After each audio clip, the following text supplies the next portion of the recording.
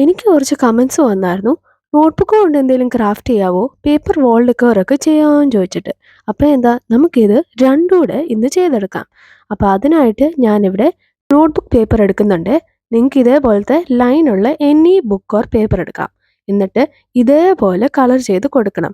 നിങ്ങൾക്ക് ഇഷ്ടമുള്ള കളേഴ്സ് കൊടുക്കാം. ഇപ്പം ഞാനിവിടെ റെയിൻബോ കളേഴ്സാണ് കൊടുക്കുന്നത്. ഇവിടെ ഞാൻ ബ്രഷ് പെൻസ് ആണ് യൂസ് ചെയ്യുന്നത്. നിങ്ങൾക്ക് എനി സ്കെച്ച് പെൻസ് യൂസ് ചെയ്ത് ഇതേപോലെ കളർ ചെയ്തെടുത്താൽ മതി. ഇതിന് നമുക്ക് എത്ര സ്ട്രിപ്സ് വേണമെങ്കിലും കളർ ചെയ്തെടുക്കാം. പക്ഷെ ഞാനിവിടെ 8 സ്ട്രിപ്സ് ആണ് കളർ ചെയ്തെടുത്തേക്കുന്നത്. എന്നിട്ട് ഇത് തിരിച്ചും വെച്ചിട്ട് ബാക്കിലും നമ്മൾ സെയിം കളേഴ്സ് തന്നെ കൊടുക്കണം. ഈ സ്റ്റെപ്പും ചെയ്യേണ്ടത് കമ്പൽസറി ആണ്. എന്നാലേ നമ്മുടെ ക്രാഫ്റ്റ് ശരിക്കും വർക്ക് ചെയ്യത്തുള്ളൂ. അപ്പോൾ അതേപോലെ ചെയ്തെടുത്തതിന് ശേഷം നമ്മൾ എക്സസ് എല്ലാം കട്ട് ചെയ്ത് കളഞ്ഞിട്ട് ഇതേപോലെ സ്ട്രിപ്സ് കട്ട് ചെയ്യുക. നിങ്ങളെല്ലാവരും എൻ്റെ റെയിൻബോ ക്രാഫ്റ്റിൻ്റെ വീഡിയോ കണ്ടെങ്കിൽ അറിയാം, ഇതേ സെയിം സ്റ്റെപ്സ് ആണ് നമ്മൾ അവിടെയും ചെയ്യുന്നത്. ഇനിയും ഇതേപോലെ നമ്മൾ ഈ സ്ട്രിപ്സ് മടക്കണം.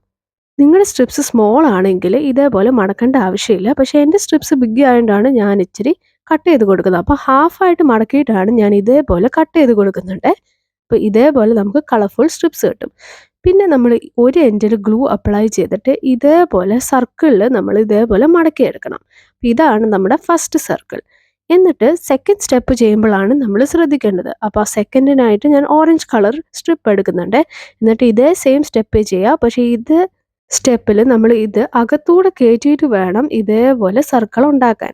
അപ്പോൾ ഈ സ്റ്റെപ്സ് നമ്മൾ റിപ്പീറ്റ് ചെയ്യുക. സിമ്പിളായിട്ടുള്ള ക്രാഫ്റ്റാണ്. അപ്പോൾ എല്ലാവരും ഇതൊന്ന് ട്രൈ ചെയ്ത് നോക്കണം. ഈ ക്രാഫ്റ്റ് എന്താണെന്ന് നിങ്ങൾക്ക് മനസ്സിലായോ? ഇതാണ് പേപ്പർ ടോറൻ. അപ്പോൾ എല്ലാവർക്കും ഈ ക്രാഫ്റ്റ് ഇഷ്ടപ്പെട്ടെങ്കിൽ സബ്സ്ക്രൈബ് ചെയ്യുക. പിന്നെ എൻ്റെ ജേർണലിങ്ങിൻ്റെ വീഡിയോ ഒന്ന് കാണാത്തവർ ഫുൾ വീഡിയോ ഒന്ന് പോയി കാണാം.